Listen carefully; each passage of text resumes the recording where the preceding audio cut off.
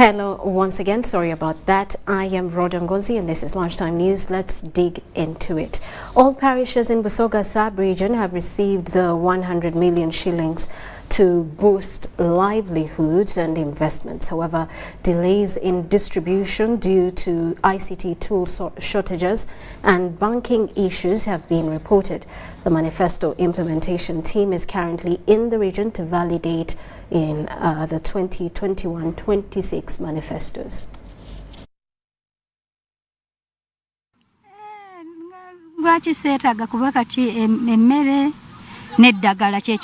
Kasifa Naikova from Bujingo village in Kavule Parish, Mayuge Town Council is an individual who received 1 million Uganda shillings under the Parish Development Model Program aimed at supporting low-income earners to enhance their livelihoods. She is a member of Ikulwe Ward in Mayuge Town Council, where 50 million shillings has been disbursed to the accounts of intended beneficiaries. She has invested her funds in a poultry project.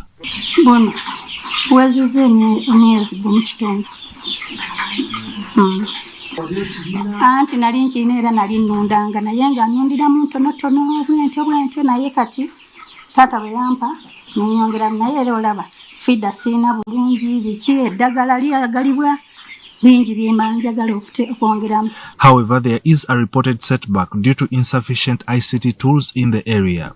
Every beneficiary has to participate on the system to get money. But now other places had to reach, they have no electricity, we have no laptops, and people are using their own laptops and even their own data. So it means when this person has no money to use to buy data, that day is not going to work.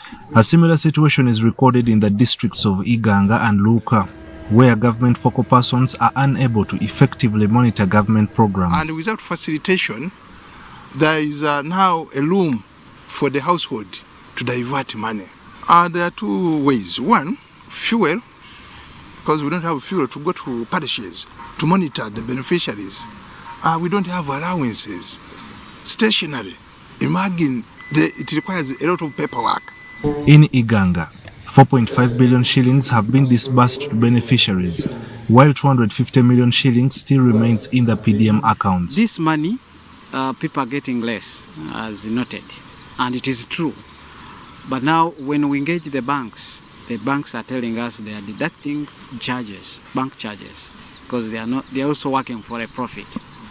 This is something we are pleading with the government to see how they can bring the banks on board to handle this issue. Luka has only disbursed 1.5 billion shillings out of 6.8 billion shillings, registering the slowest disbursement of funds. The reason is that the processes kept on changing, especially the guidelines for PDM. That is part of the reason why the money has not been disbursed. But also, I want to say that the system, the FIS system, during daytime it is very slow for these people to enter beneficiaries and process vouchers. And that is why we are going slow. Enterprises in the Busoga sub-region were carefully selected to ensure sustainability and repayment of the revolving fund. More people have embraced poultry farming, while other enterprises include cattle farming, horticulture, piggery, fish farming, and the cultivation of fruits and crops. Our monitoring is easy now, but it is easier with the women. You know, the youth, the youth. That's why YLP has become a very big challenge. Any group that has the women and the elderly is doing good. The manifesto implementation team, comprising Gilbert Onono, the principal economist, and Modasi Bosco, an economist, are currently in the Busoga sub-region to assess, document and validate the 2021-2026 NRM manifesto commitments. Byona ojja kubatenga obitegeera tiri kwenda kubatenga malayo buli kimu. The office of the president is mandated to track, report and publicize the achievement, the challenges plus the progress. Amawulire amalungi gali nti nabe mayuga batafuna. In fact, batukakasiza nti ekya batandika kola ki? Okufuna sente. Kufuna. Eda PDM. Yes. Ivan Kahwa, UBC News in Busoga sub-region. Ndakubatenga ndakuloza muganda wange LDC obweru.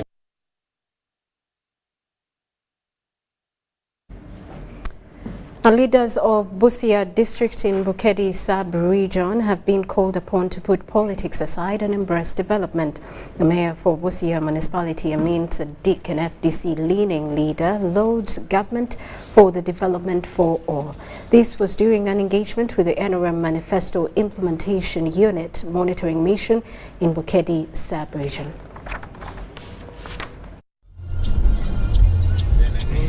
The NRM Manifesto Implementation Unit is heading to Mbehenyi Parish, Masava Sub-County in Busia District, for a progress monitoring mission. At Sirinduka village is Butacho Mixed Farm, dealing in locally bred cattle and dairy farming with support from Operation Wealth Creation. WC came in and they gave him one animal to add on the animals that he had. It also kept on multiplying. Up to date we have about 5 products of OWC, adding on the ones he had. So as I say, the farm has a total of about 70 animals dairy now. Initially the farm was mainly doing breeding using AI, but it was not getting successful, because sometimes we could have returns, and then also we only have one person doing AI in the district. So when you call him to come when the animal is on heat, he has run to some other far sub-counties. What is interesting is that this farm has grown, and right now it is a model farm within the district where other farmers come and emulate. They come and learn a lot of things, and then they go and put in practice. This has a little taken our farmers to another level, because they come and get knowledge on how they can manage dairy farms. The consolidation of such success is what has come to the fore during a stakeholders meeting at the district. The purpose for the coming of the director is to make an evaluation, to monitor and make an evaluation of the status of implementation of the projects as indicated in the manifesto. The mayor for Busia municipality, Amin Sadiq, an FDC-leaning political leader, wants everyone to support government programs. We belong to one Uganda. Let us remain in Uganda, let us remain in Busia, so that Busia became together. Where we have development, let us unite.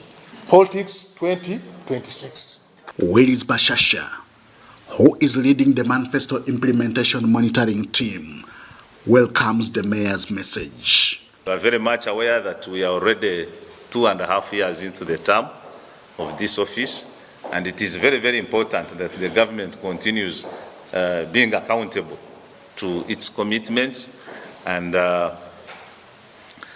of course politically it makes sense, so that the citizens continue to appreciate why they give trust to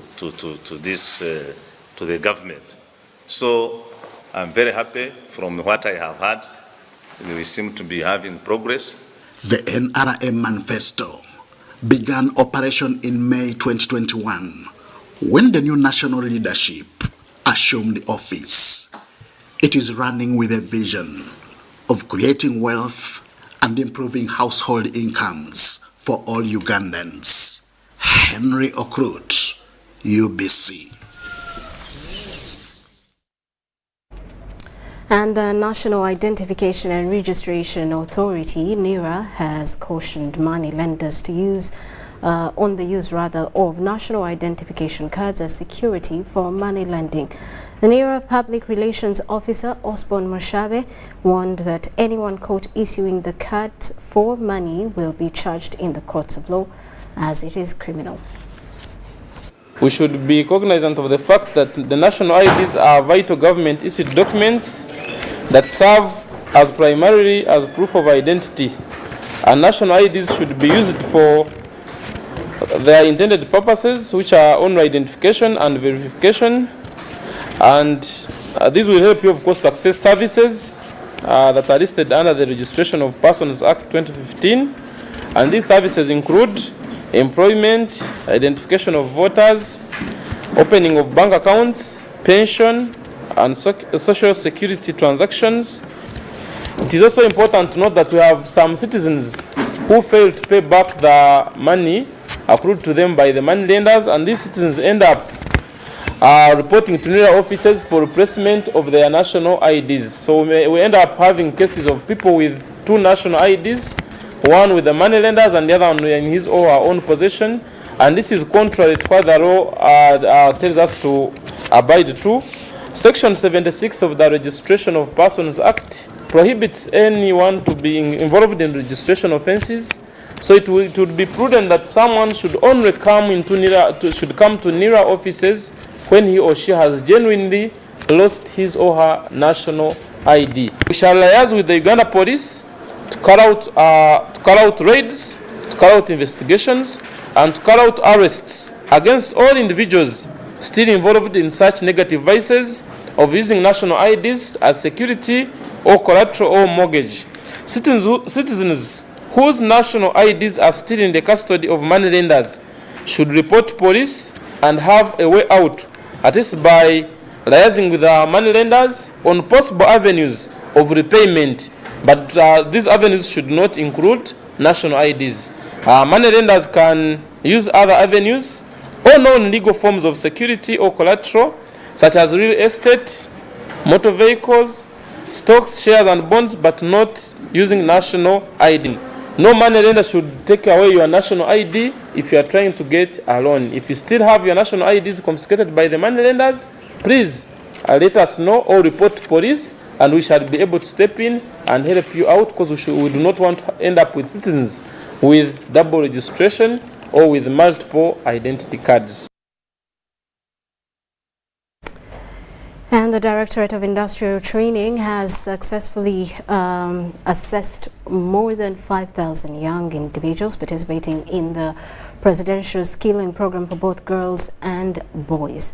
The participants have been engaged in various skill development training programs encompassing a wide range of vocational occupations. Serugo Moses Sunday, the coordinator of the Presidential Skilling Initiative, emphasized that the primary goal of this program is to foster socio-economic development by creating employment opportunities for the youth.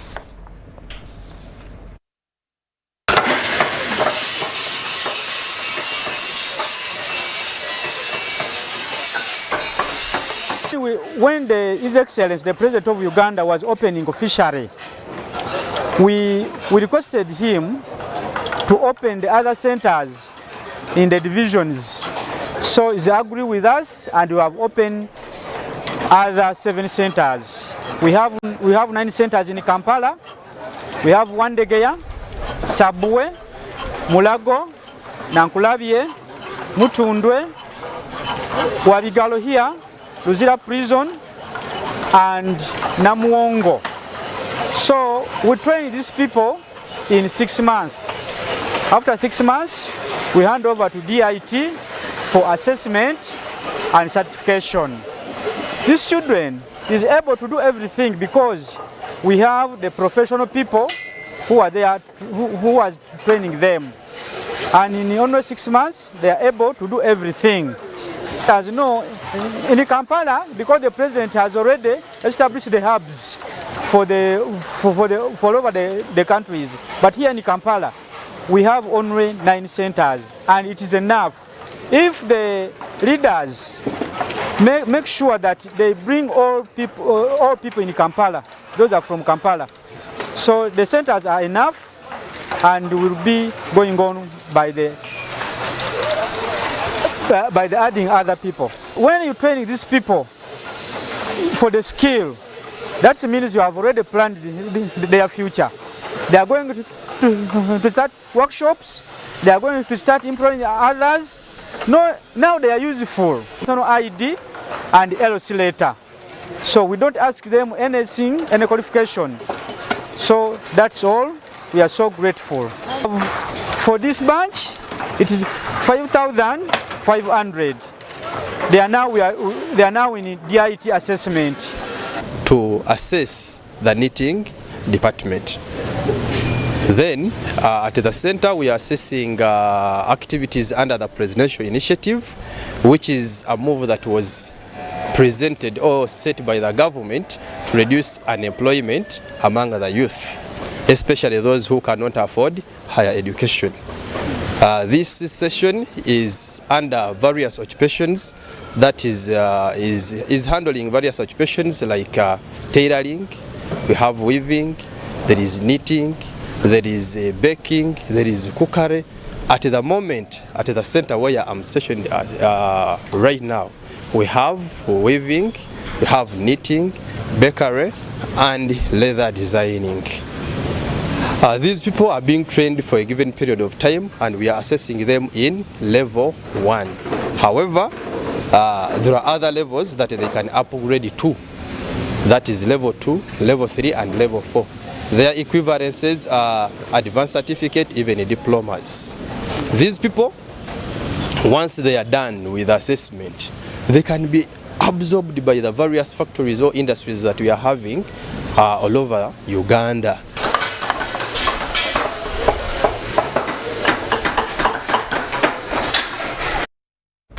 And a study conducted by the Economic Policy Research Center has shed light on the concerning issue of food security in regions where sugarcane is a dominant crop. The findings show poor land use, delayed payments, and lack of sugarcane policies that subject populations to low-income returns. Despite sugar being one of Uganda's 6 important cash crops, sugarcane growing regions like Bunyoro and Busoga continue to experience food insecurity compared to other regions.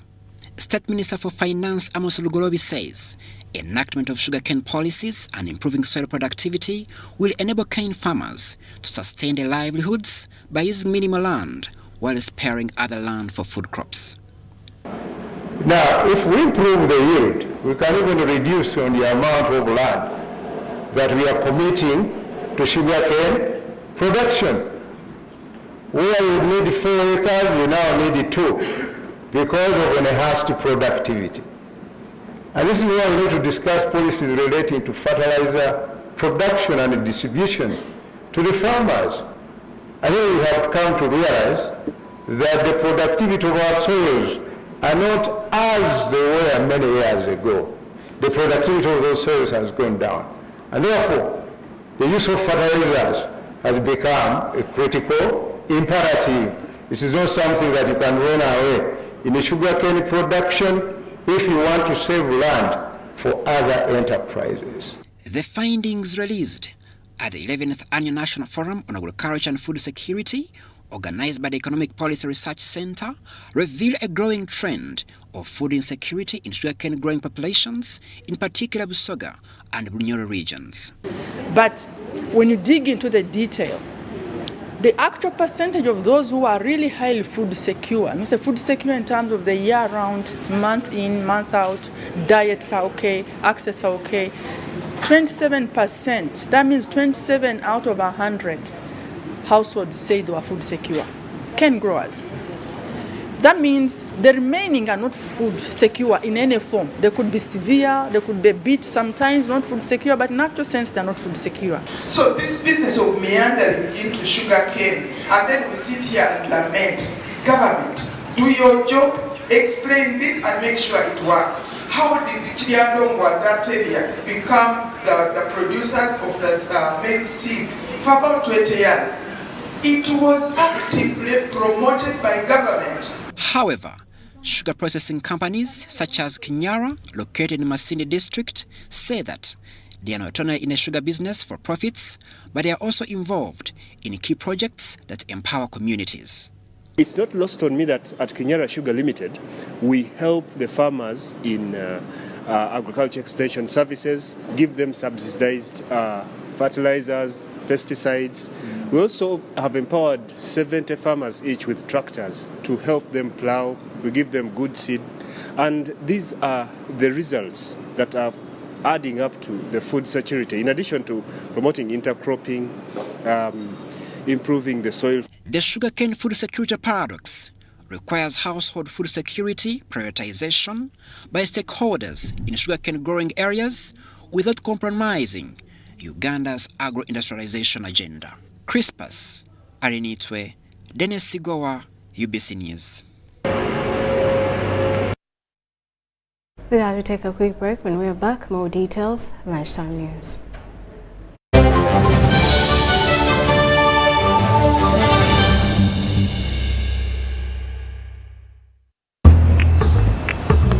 Water, please.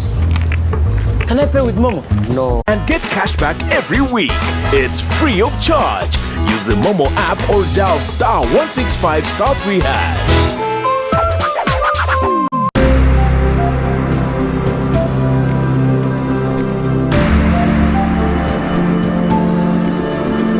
Shillings to be given to the youth, shillings to be given to the youth groups for good performance.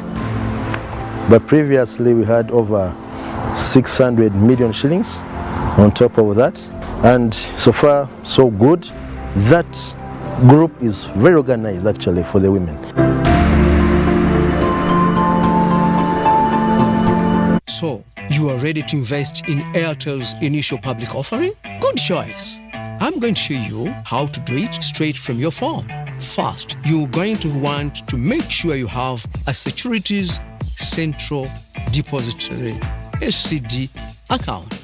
Dial *185*85# from your Airtel number. Choose Airtel IPO purchase from the available options. Enter your valid national identification number when prompted. Before you purchase, there are a few things you need to know. The minimum purchase is 2,500 shares. The share price is 100 Uganda shillings. Select the number of shares you wish to purchase. Choose your relevant broker for the purchase. Enter your Airtel Money PIN to confirm the transaction. Congratulations! You receive a confirmation message of your successful purchase.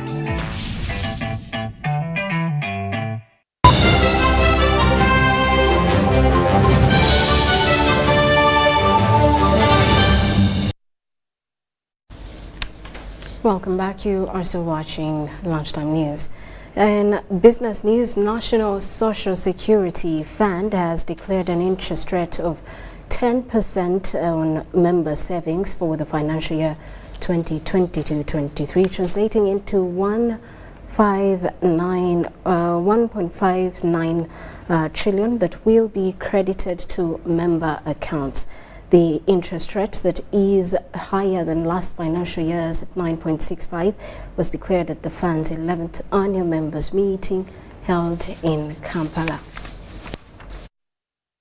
Government has commended the fund for posting a remarkable performance on almost all the key performance indicators despite a challenging business and investment environment both locally and regionally. This was during the NSSF annual members meeting where the fund declared an interest rate of 10% on member savings for the financial year 2022-2023. The interest rate declared is 5.8% above the 10-year average. The rate I have just declared is 5.8% above the 10-year average, which means that the fund has once again delivered on its promise and surpassed it by almost 3.8%. To the members, thank you for trusting the NSSF with your money. It is safe. Economic success is not an end on itself.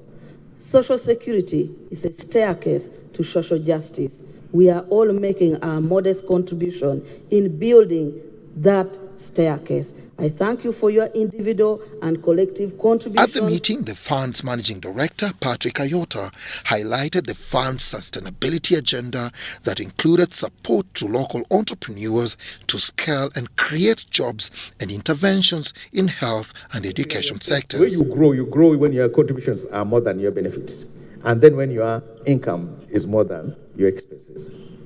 As the benefits begin to creep up, if you don't do something, your fund matures, and there's a point at which you can begin to die. And that's why we have to figure out a new way of doing things. Key highlights include assets under management increasing by 7.5% from 17.26 trillion shillings in the financial year 2021-2022 to 18.56 trillion shillings in the financial year 2022-2023, and member contributions increasing by 15.4% from 1.5 trillion shillings in the financial year 2021-2022 to 1.7 trillion shillings in the financial year 2022-2023. There are two channels on how the fund grows, the members' fund grows. One is investment. If you invest in appropriate tools or assets, the money will grow, and when it grows, you get the total money of the scheme. When you grow, then now you can afford to do what? To increase on the savings of the members. Two, the limiting of expenses. Dennis Igor for UBC News.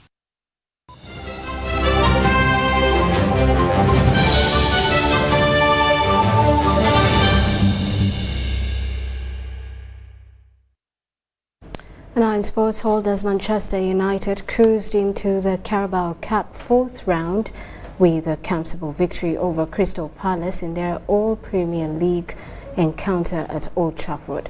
First half goals from Alejandro Garnacho and Casemiro set United on their